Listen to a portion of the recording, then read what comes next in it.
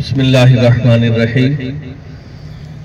सरकार करीम अलैहिस्सलाम की हदीस पाक है कि वो शख्स ईमान की मिठास और लज्जत महसूस करता है जिसके अंदर तीन आदत हों।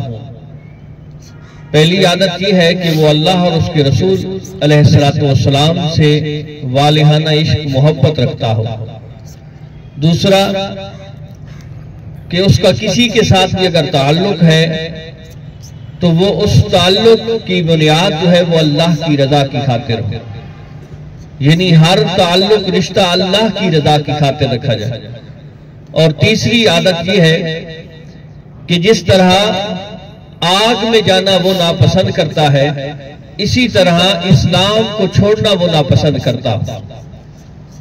आका करीम अलैहिस्सलाम की इस हदीस में वाज़ेह तौर पे ये है कि इंसान के अंदर ये तीन आदत पैदा होनी चाहिए कि इंसान हर शय से बढ़ के अल्लाह और उसके रसूल अलैहिस्सलाम से मोहब्बत करे और हर ताल्लुक की बुनियाद बगैर मफाद के बल्कि सिर्फ और सिर्फ अल्लाह की रजा की खातिर होनी चाहिए। और इस्लाम इतनी उसको इस्लाम के साथ मोहब्बत हो कि अगर आग में जाना और इस्लाम को छोड़ना उसके दोनों सामने दोनों चीजें रखी जाए तो वो आग को तो पसंद कर सकता है लेकिन इस्लाम को नहीं छोड़ सकता।